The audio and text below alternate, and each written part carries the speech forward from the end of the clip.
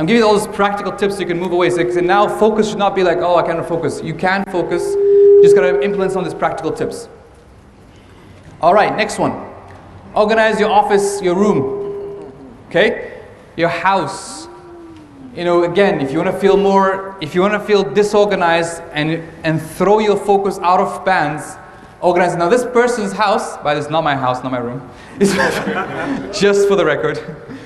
This person's house has a lot of stuff. Ask yourself, do you need all this stuff?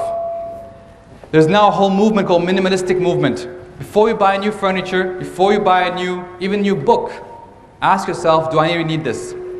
And give away.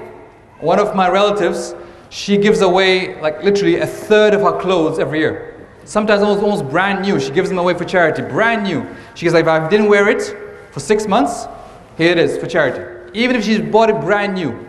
So give away a lot with his clothes, whether it's your, even books. Why are we cluttering ourselves? Why are we cluttering our lives?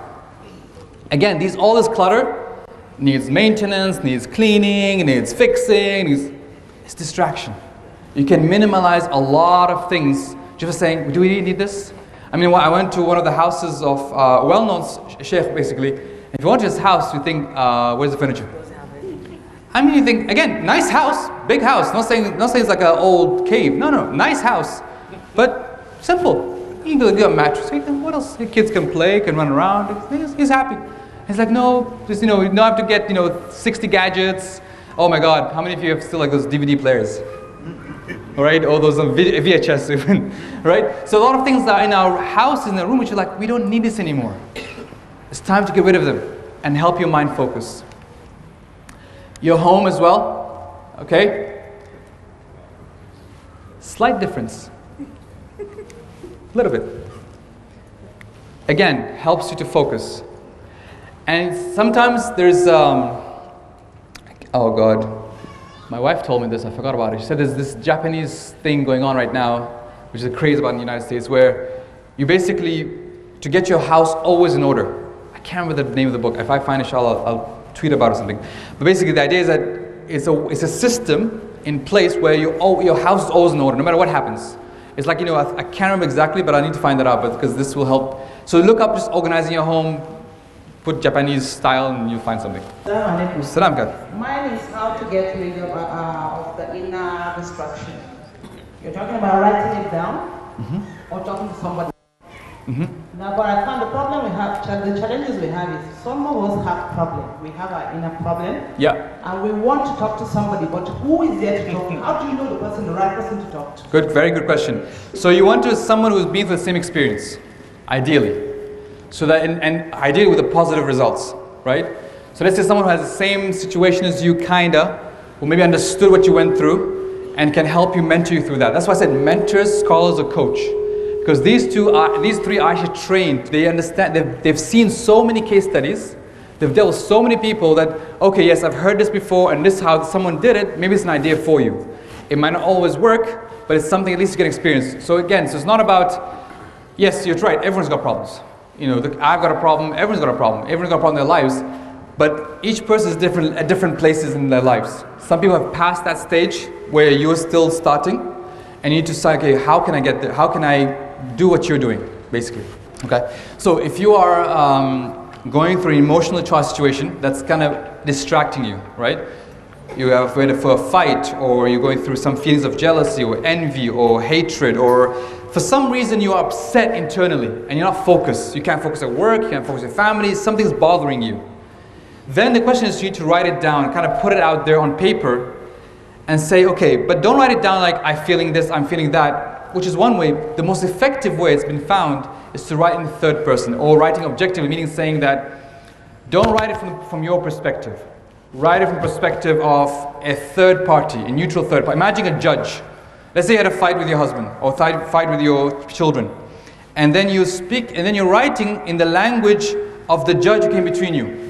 So and so, why did you say this? Why did you say that? And you kind of write, almost like trying to understand from both sides, because that will put you in the frame of mind of being objective.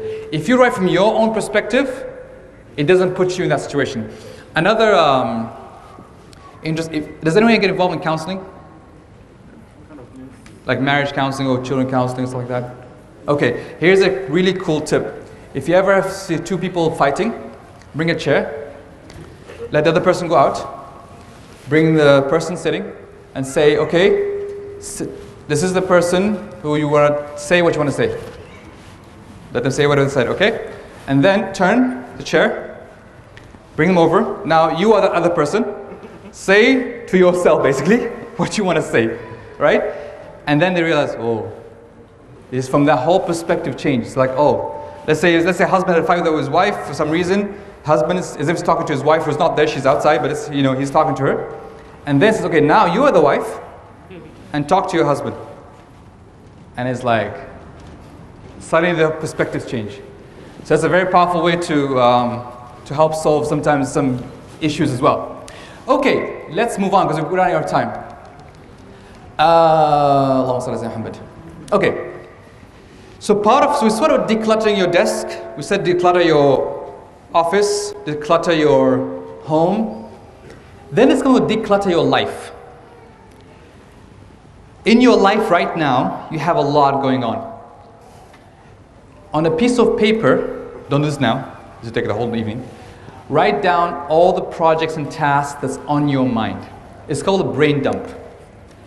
Then, take 4 choices. This is inspired by getting things done.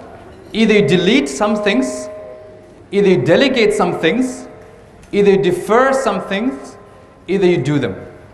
So think about it. Let's say in your life I am volunteering for 5 organizations, I have this, all these projects I have to work on. Ask yourself, what can I delete? What can I delegate? What can I defer for another day? And what can I do? This helps to calm your mind, especially for those who are super busy, overwhelmed, always stressed. This helps to declutter your life. You'll be amazed at how much stuff there is in your life. Like, oh my God, I didn't have to have all this stuff. So write down all the projects, tasks, things, to-dos. Delete, delegate, defer, do. And you'll calm yourself down. Repeat this exercise every 3 months, and you'll feel much clearer. So one day speaking of counseling, coaching, I had a coaching client, a young man. He said, my mind is always buzzing. It's like zzz, like a buzz, always buzzing. And I couldn't calm myself down. So I was given these 4 exercises and we seem to work, so I'm going to share with you. I said you need to focus on 4 exercises. Salah, exercise, breathing, and the building trusted system for your brain. I'll go through each one of these. So, Salah is basically saying that your Salah helps you to calm. Every time you see your mind is buzzing, try to focus on your Salah. We'll talk about focus of Salah after Salah. So if we do Asr, inshallah. Second one is exercise, because a lot of times, especially young people who have a lot of things in their mind, exercise helps to clear them. For example, me, running helps me to clear my mind. Or exercise in general, even the 7 minutes, helps to clear your mind. So this is why I said, exercise for your brain. It helps clear your mind. The third is breathing, which you're going to do now. All right, very easy. We're going to breathe. You're going to breathe in. I'm going to say 1, 2, 3, 4, 5, 6. And then breathe out 1, 2, 3, 4, 5, 6. Deal? 1, start. Breathe in. 1, 2, 3, 4, 5, 6. Exhale. 1, 2, 3, 4, 5, 6. Inhale. 1, 2, 3, 4, 5, 6. Exhale. 1, 2, 3, 4, 5, 6. One more time. Inhale. 1, 2, 3, 4, 5, 6. Exhale. 1, 2, 3, 4, 5, 6. How are you feeling? Calm. Relax. What you're doing is basically also, actually you're lowering your heart rate. You're calming, because when you're stressed, when you're under, your heart is going. If I were to measure your pulse right now while you're breathing, you'll see your heart rate dropping, calming down, calming down. So if you find yourself that you're where you're completely stressed, and this is why again Salah comes in, because Salah calms you down. You do wudu, you're praying, you're standing, it calms you down. But let's say you can't pray, let's say in traffic jam, like, I want to kill somebody, right? You can just breathe in 6 times. Where's our driver? Breathe in, breathe out, and breathe out 6 times. That way helps to calm yourself down and not get Get that inner focus going on. Finally is trust the system for your brain. Your brain is the most disorganized supercomputer in the world. How many times have you said to yourself, I need to get milk, bread, pasta, and you go to the supermarket, and your brain tells you milk, bread, and you go home, it tells you, pasta! That is if your wife doesn't catch you. And go back and get the pasta, right? So our brains don't have like nice little filing systems. It goes, groceries. Oh, this is for work. Oh, this is for home. This is for work. This is for talking to so-and-so. Our brains are supercomputers, but they're not organized. And our brains don't trust us. They know us. They said, I can't trust you. I'm sorry, you're an idiot. So what I did to you, our brain, what it does is we will keep flashing things in your brain until you remember doing it. For example, this happens again. Your wife tells you, or your husband tells you, please bring bread, milk, and pasta. And you're at work. Guess what's going in your mind? Bread, milk, and pasta. You're in salah. What goes to your mind? Bread, milk, and pasta. And you go to the supermarket. What's on mind? Bread and milk. Forget the pasta. So your brain sometimes flashes the wrong information at the wrong time. Sorry, the right information at the wrong time. And the reason it does this is because it doesn't have a way to categorize or to put things in this nice filing system. That's where you come in. You need to help your brain a bit. You need to show that, hey, you can trust me. Dude, I'm your buddy. Me and you are friends. Okay? So your brain, you need to have a trusted place. A place it knows you will always access, which is searchable, retrievable, accessible. Now you know why I carry this little friend of mine? This is my second brain. This is where I put the pasta, so I don't forget the pasta. So make sure you always have a trusted system. It could be a note, it could be your smartphones, but again, beware the smartphones. Don't be distracted by smartphones. It could be something you write, it could be a diary. It could be as long as you have something that is searchable, retrievable, or accessible. That's when your brain's okay. You'll see your brain trusting you and calming you down. It will not remember the pasta while you're praying or while you're at work because it knows you've taken care of this. This has helped me a lot. For example, how many times happened to you read the Quran and my God, the ideas that come to your mind. Ooh, call this person. Talk to this person. Email this guy. Don't forget this. Guess what I do? I take this out. I write it down. I continue reading. Another thought comes in. Don't worry. Brain, don't worry. I'm with you. I'm your friend. I write it down. Another thought comes in. I write it down. And it leaves me in peace. I can enjoy my Quran time. That's why I said don't use your phones. Because you use your phones. WhatsApp message! And then you forget about it. Okay? So, have something. Always write it down. It helps. Same thing when you're working. Let's say you're working on a computer. You're focused on something. And a thought comes. I need to email that guy. Write it down. I need to call the store. Write it down. Having a trusted system that is searchable, retrievable, and accessible, your brain will start trusting you, and you can have lots and lots. So you can use like a basic notebook, which I personally use. But it can be, gadget-friendly, Evernote, mind mapping, smartphone apps. There's so many out there. But the humble notebook has never failed me once. So we spoke about calming your mind. Spoke about removing distractions. Finally, each day, to develop your focus muscle, identify your most important tasks, at least 3 to 5, and block your calendar. We'll talk more about this when it comes to time management, but just for now, block at least 25 to maximum 90 minutes. Your brain can only focus for 90 minutes on a single task.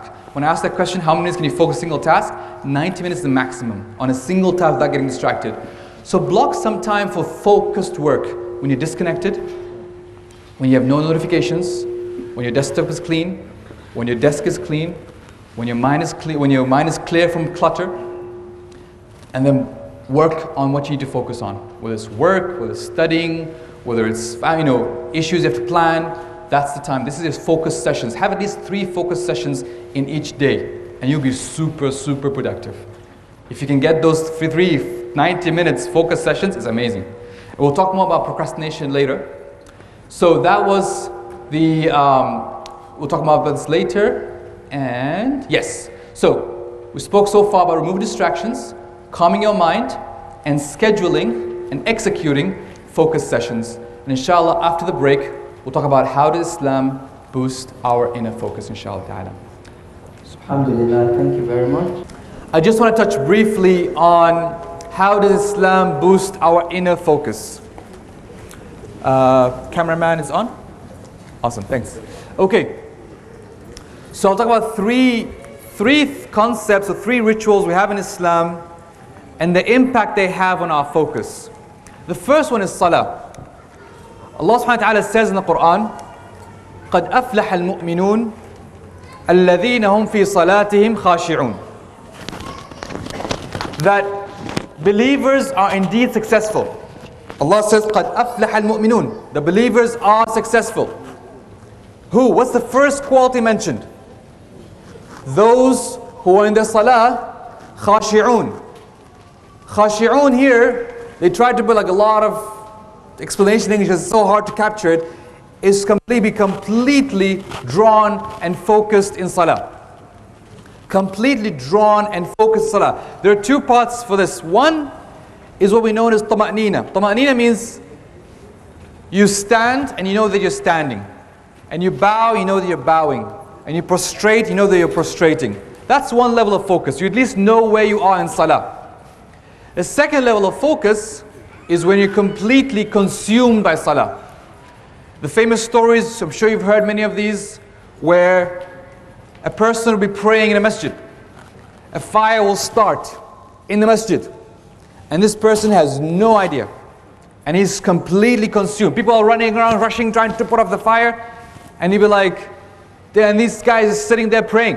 And you're like, did you see the fire? They're like, what fire? In a different world.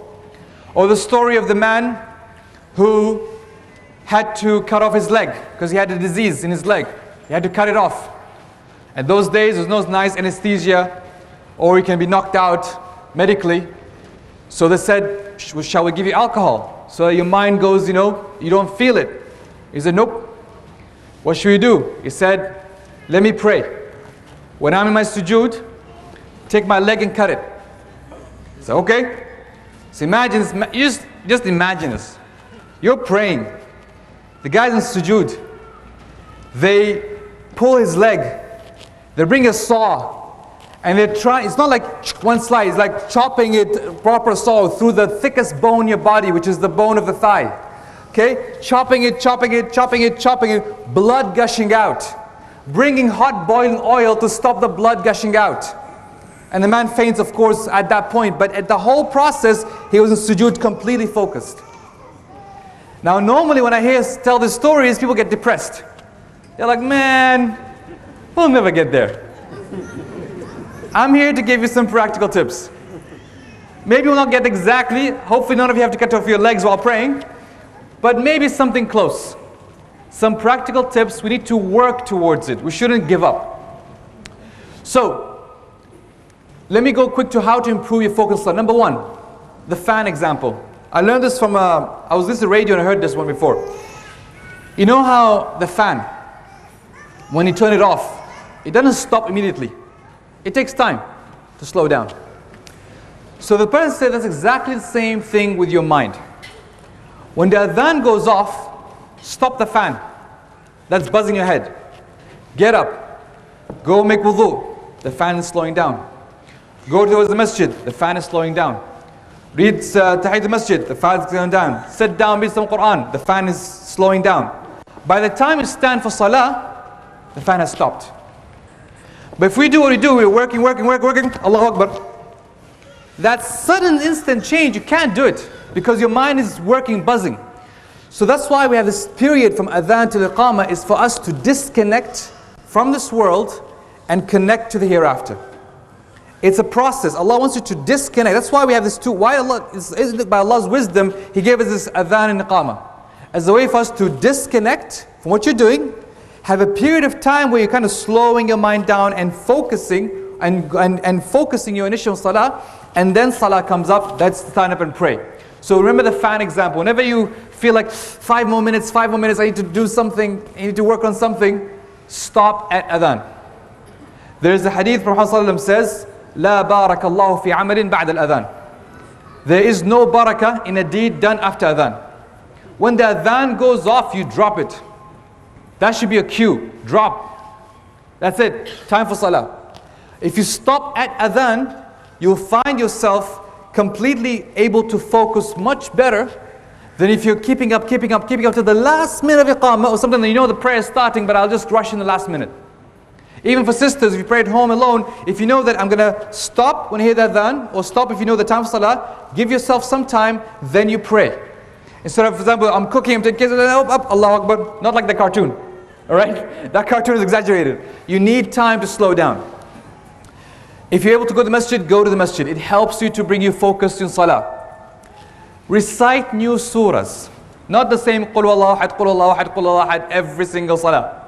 Change the ayat, learn new surahs. When you learn new surahs, you will be more conscious of what you're saying. Because it's new, you don't recognize it. We hope you enjoyed this video. For more interesting content, kindly like, share and subscribe to this channel. See you next time.